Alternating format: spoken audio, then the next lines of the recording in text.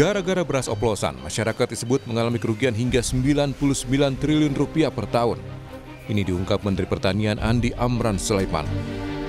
Mentan merinci dua kerugian gara-gara beras oplosan. Yang pertama adalah kerugian negara terkait program stabilisasi pasokan dan harga pangan atau SPHP. Kata Mentan, sebagian besar beras yang seharusnya dijual murah justru dialihkan ke pasar sebagai beras premium. Kerugian kedua yakni kerugian masyarakat karena tertipu membeli beras yang tidak sesuai mutu dengan harga tinggi. Mentan bilang sebagian produsen dan penjual merek yang terlibat pengoplosan beras telah menarik produknya sekaligus mengubah harganya.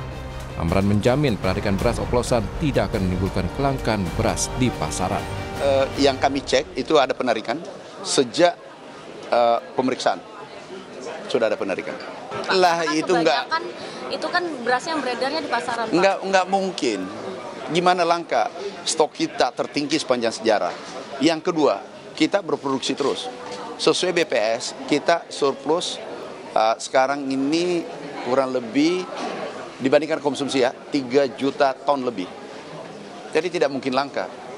Kalau katakanlah ditarik, kan tidak boleh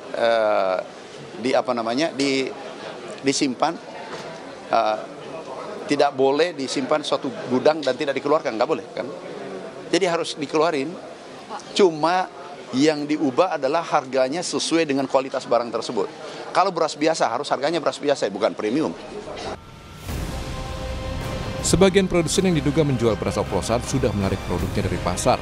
Ini diakui pedagang di Makassar, Sulawesi Selatan. Kata pedagang, beras itu ditarik sebelum sempat dijual ke konsumen. Apakah ada produsen yang datang untuk menarik berasnya kemudian mengganti? Ada yang kemarin sih, itu dari beras bisa sebut mereka. Nah, beras itu Fortune dari PT Wilmar. Nah, itu dia ditarik karena kadar berasnya dia cuma 99% katanya. Itu sih alasannya yang ku dengar, tapi tidak tahu juga bagaimana. Nah, tapi sudah diganti. Sudah diganti yang baru. Terus yang diganti yang baru, kapan diambil dan kapan yang diganti, Pak? Waktu berselang 1 hari saja.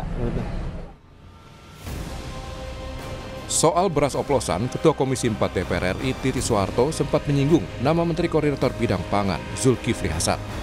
Titi meminta Zulkifli ikut turun tangan menangani permasalahan beras oplosan.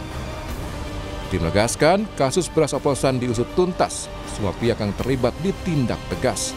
Pemerintah juga perlu menarik beras oplosan yang beredar di masyarakat. Kita serahkan ke kementerian, itu kan ada Menko-nya ya, tolong Menko-nya tuh juga turun tangan, jangan diam-diam aja, supaya ini dikoordinasikan gitu ya, jangan sedikit-sedikit heboh ini heboh itu gitu ya, ini rakyat jadi bingung gitu.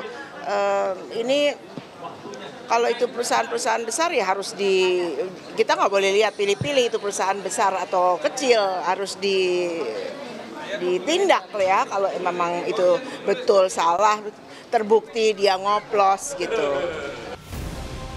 Menko Pangan Zulkifli Hasan pun angkat bicara soal kasus beras oplosan. Katanya tak ada infrastruktur yang memadai terkait penanganan penjualan beras di pasar. Zulhas bilang, salah satu cara untuk mengatasi beras oplosan yakni infrastruktur koperasi desa Merah Putih. Lewat infrastruktur koperasi desa ini, Zulhas yakin penyaluran beras bisa terhindar dari pengoplosan. Benar, karena pemerintah ini tidak punya infrastruktur. Ya, sekarang pemerintah mau operasi pasar kemana? Berasnya taruh di pasar kan? Nah di pasar nanti kan pemerintah tuh berasnya 14.000, dijual 11.000 kan? Karena nggak ada infrastruktur, taruh di pasar dioplos. Beras 14.000 jual 11.000, dioplos dijualnya 13, kan masih untung gitu. Nah makanya kita mau ada koperasi desa. Nanti kalau ada Kopdes 80 desa ada infrastrukturnya kan, tiap desa ada koperasi kan.